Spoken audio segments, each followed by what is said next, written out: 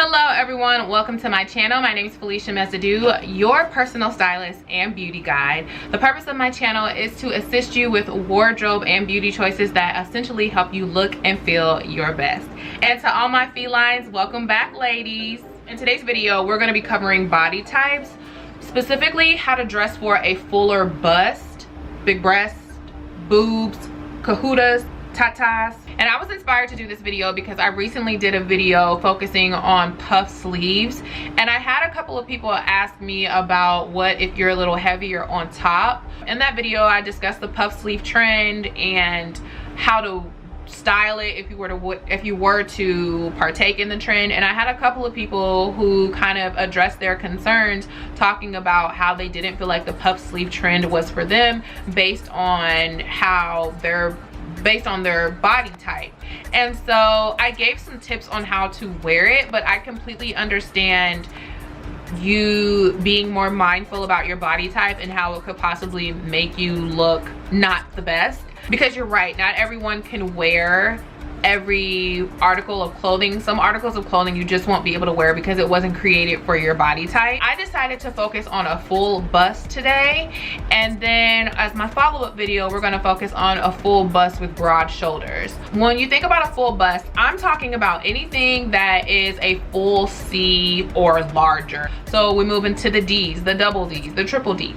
That's the range that I'm giving for a fuller bust. In this video, my goal is to give you some basic tips on how to look proportional. But again, these are basic tips because this is not customized to your unique body type.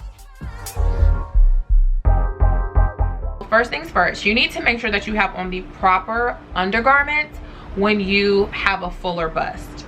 So that means that you need to go get fitted for your bras. It is very important that we all go get fitted for our bras.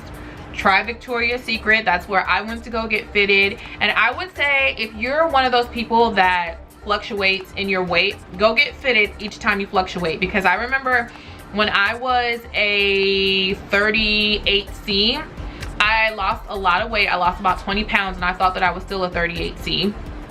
I wasn't.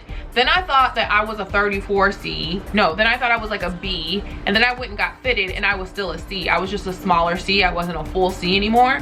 So it's really important that you go get fitted for your bras.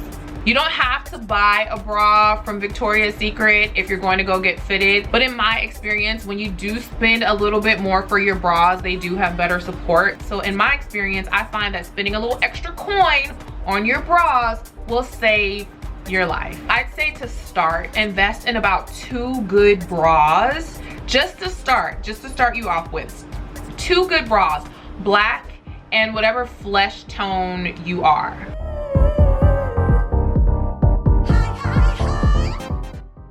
Also look for the sales. Sales are important, so definitely look for sales. That'll also help when you're spending that good coin on those good quality bras. And the right support is going to hold up. It's gonna lock and load those breasts. So you're gonna be locked and loaded, okay? It's gonna have really good support. You're not gonna be sagging. You're not gonna be feeling like your breasts are falling out of your bra. It's not gonna be feeling, you know, you're not gonna feel like your bra is coming down. You're gonna feel really supported. So really go get your bras fitted and go purchase quality bras. There are some cases where you can possibly get away with wearing no bra, and I would say that's only if you're in the C. If you're moving on to the D's, it's totally offensive. You should have a bra on every time. I know that there are some tops, kind of like the plunging tops. It's not really in the best interest of the blouse or the aesthetic for you to wear a bra. I would say if you're anywhere in that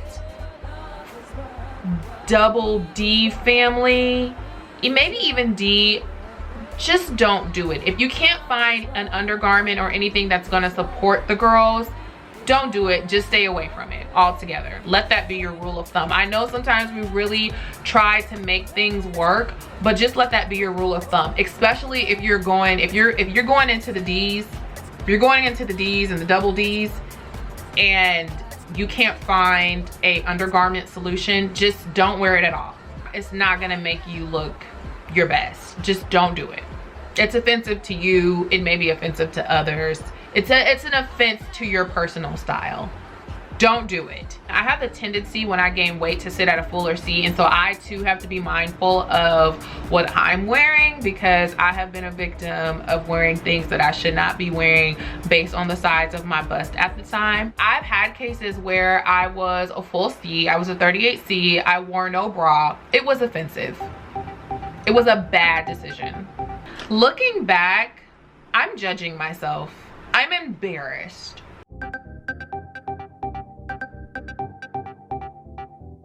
What distinguishes a good fit for your body type when you have a full bust? You should be wearing something that skims the outline of your shape. It should not be too tight. It should not be clinging to your body, nor should it be pulling. It should just be skimming your body just enough to see the outline of your shape to where you can actually see your silhouette. So anything too tight can also cause gaping. So we want to make sure that we're avoiding that gape within your buttons. That's really important. So here's a fit test for you. We do these tests for the culture. Rule of thumb: if you cannot swag and surf, if you cannot lift your arms from side to side diagonally without spilling the cup over, then mama, the shirt is not for you. Please take it off.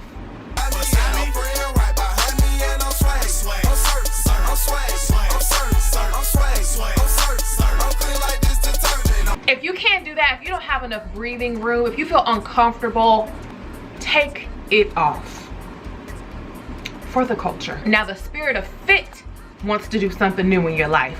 Let it. Let's talk about what you need to avoid.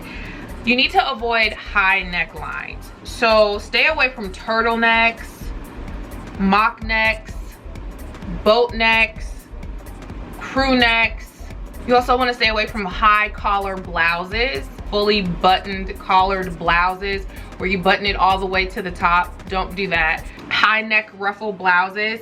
All of these necklines should be avoided because it emphasizes the top portion of your body and it makes it appear a lot larger than what it is. Honestly, you just look stuffed, like you're gonna burst. Like, somebody come rescue these 2 Cornish hens from this cornbread stuffing stuff. If you're really subconscious about how busty you are and you feel like wearing a turtleneck or a mock neck or something that's high neck is gonna cover it, it's actually working against you and doing the opposite. It's just emphasizing how big the bust is.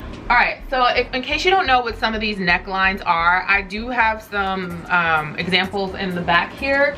So when I say stay away from the high ruffle neck, you want to stay away from like these high collars with like ruffled details.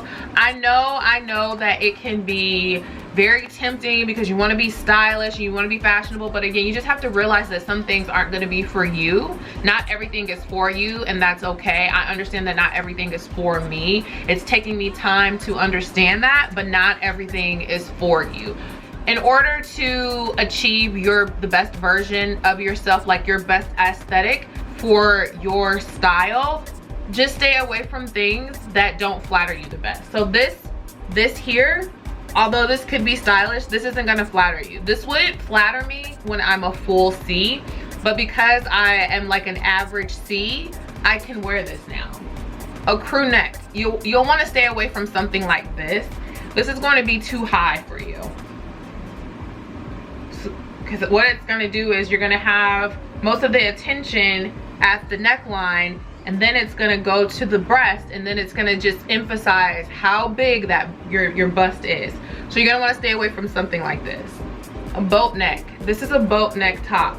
I cannot even wear this as a C. I just realized how this makes me look, and it doesn't make me look good. So this, I'm gonna have to, I'm probably gonna have to give it to the Goodwill because I can't fit, it doesn't flatter me well. These blouses and tops tend to make the girls look really bulky and smothered, and we just, let's just stop. Other tops that you wanna stay away from are spaghetti straps. It's a nope. Spaghetti straps are not flattering for a very large bust. The straps look like they're struggling to maintain, like it looks like it's just struggling for dear life to hold up your breast. So you want to stay away from skinnier, like really thin spaghetti straps. It's a no. You also want to stay away from crop tops, crop peplums, short shirts that just don't fit.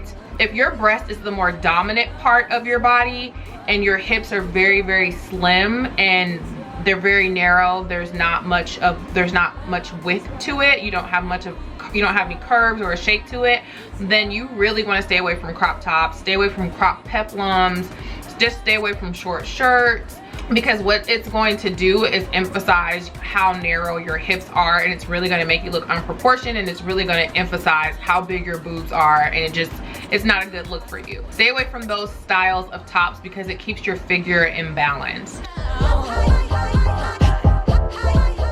Earlier we talked about spaghetti straps being a nope, okay? So what you want to do is the opposite. So you want to choose a thicker strap option or something that has wider straps that's actually going to make you look like you have more support with your top, and it's going to make the girls not look like they're, you know, just begging for somebody to come rescue them from spilling the cup over. Okay, so here's some tops that you want to gravitate to if you have a larger bust, and also if you have narrow hips with a larger bust.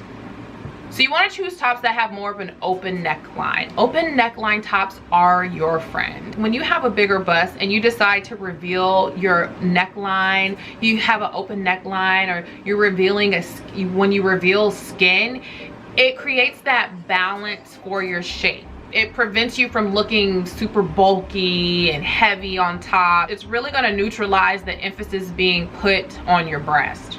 So you want to go for more of like a flattering wrap style blouse or a wrap style dress, a v-neck, scoop necks, a flattering square neckline. You also want to gravitate to sweetheart necklines. That can be very flattering for your figure. Just make sure you have the right bra to make sure that your breast is sitting up the way that it should be, and that also the cup is not spilling over. A v-neck, a deep v-neck within reason, so especially if you have a large bust, you want to make sure that your v-neck is, if it's a deep v, then make sure it's light. Make sure you have the undergarments to support it and it's not so deep, so make sure it's within reason. You want to have an open collar. So button ups, what you want to do is not button it up. You actually want to take a few buttons down within reason, open up the blouse just to expose the neck a little bit. There are going to be certain asymmetric hemlines on blouses that will work for you. That's going to create an illusion of proportion. These certain styles are going to help to conceal the hips and the butt if they're very narrow, or if you don't have much of a butt. If narrow hips or boxy hips, or a very I guess flat or smaller behind is more of your problem area, or it's like a soft spot for you, these tops will be something that'll help create more shape for your figure. So a rule of thumb for you, if you have a bigger bust, or if you have a bigger bust and narrow hips as well, then you want to gravitate to tops that are going to have a hemline that hit right at the hip. No higher than that, because then again, that's going to put a little bit more emphasis, or a lot more emphasis, on your bust.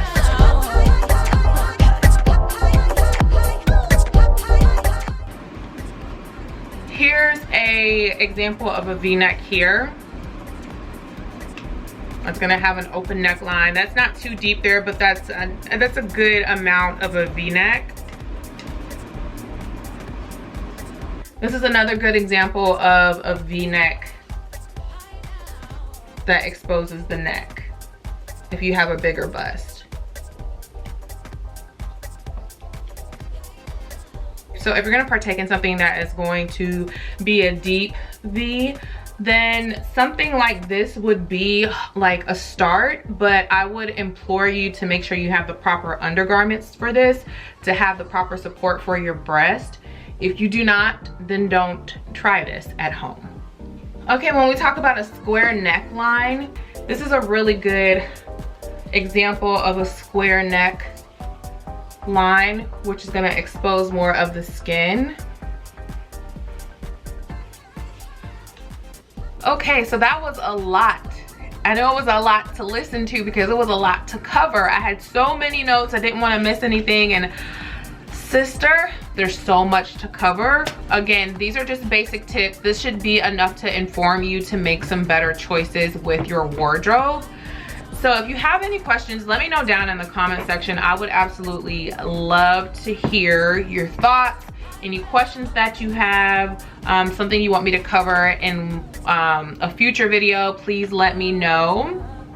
I hope that the clothing rack of clothes of examples that I gave you were helpful, and that is pretty much it. Thank you so much for watching. If you are not a subscriber, please subscribe so you can see future videos and hit your notifications so that you'll always be notified every time I post a new video. As always, favor, peace, and blessings, and I will see you all in the next video.